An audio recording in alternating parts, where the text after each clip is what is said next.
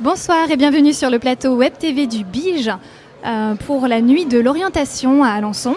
Je suis en compagnie de Servane Desmoulins-Emery qui va nous parler de son métier d'attaché de conservation du patrimoine.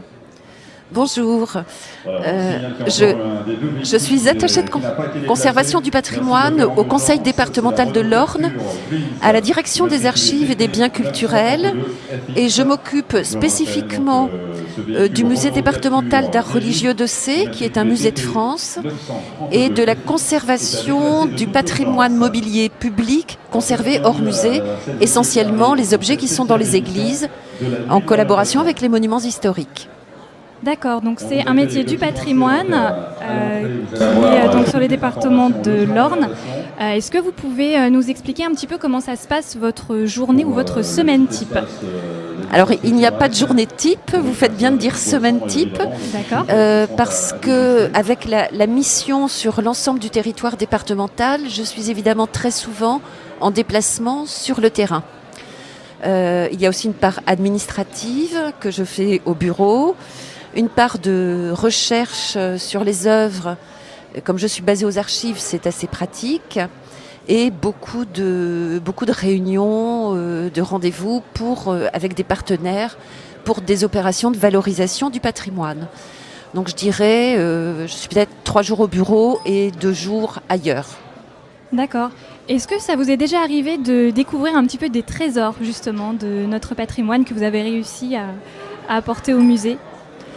Alors, le principe, alors c'est un peu compliqué mon affaire parce que pour la conservation des objets d'art, le but du jeu, c'est que les objets restent sur place. D'accord. Donc, ils ne doivent absolument pas aller dans un musée. Et par ailleurs, j'ai un musée dont je dois enrichir les collections, mais là, ça se fait par le biais d'acquisitions, de dons, etc. Mais je suis en poste depuis une 30aine d'années maintenant. Et je crois que j'ai quasiment découvert tous les trésors du patrimoine de l'Orne avec des œuvres qui pourraient figurer facilement au musée du Louvre ou dans les plus grands musées. On a un département très riche. Effectivement, et donc on peut souligner la beauté du geste aussi de vouloir laisser ces fameux objets sur le territoire et de ne pas les délocaliser. Voilà, parce qu'en fait, ils appartiennent aux communes. Alors, mon travail consiste à en faire l'inventaire de façon très précise, avec une description, des photographies, des prises de dimensions, ce qui est très important ensuite pour lutter contre le vol des œuvres, m'assurer de leur état de conservation, éventuellement diriger leur restauration d'un point de vue financier et aussi technique. Donc ça, c'est très intéressant parce qu'on fait souvent des découvertes au cours des restaurations. Et puis c'est un dialogue avec des artisans d'art. Là encore, c'est passionnant. Et puis mon rôle, c'est aussi de faire connaître ce patrimoine. Donc en organisant des expositions, en faisant des publications, des visites conférences, etc. Donc c'est un métier très varié où on tient, je dirais, toute la chaîne de l'inventaire, de la découverte de l'œuvre à son appropriation par le public. D'accord, mais aussi en même temps de sa création, comme vous le disiez, avec le travail avec les artisans d'art. Voilà. D'accord. Donc on imagine que pour aller vers ce métier, il faut avoir une bonne connaissance au niveau culture artistique et culture générale. Quel est le parcours préconisé pour arriver à ce métier ? Alors le parcours, en fait, il faut faire des études d'histoire de l'art. Oui. Voilà, moi jusqu'au master maintenant. On n'accède plus à ce métier maintenant si on n'a pas un master 2. Donc on démarre par des études éventuellement d'histoire, mais c'est moins approprié, mais d'histoire de l'art. Ensuite, on peut faire un master, des masters spécialisés en médiation culturelle, parce que c'est une partie du métier, ou en conservation préventive, si on s'intéresse davantage à la matérialité de l'œuvre. Et puis, il faut passer des concours, évidemment, les concours de la fonction publique territoriale. D'accord.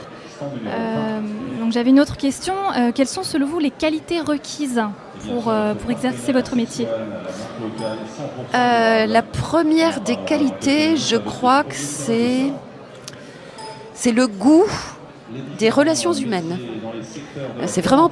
Bon, évidemment, il faut aimer la matière, mais ce qui est important pour faire des choses, c'est d'avoir le goût de travailler avec les autres, de monter des projets avec les autres, parce que c'est un métier où tout seul, on ne fait rien.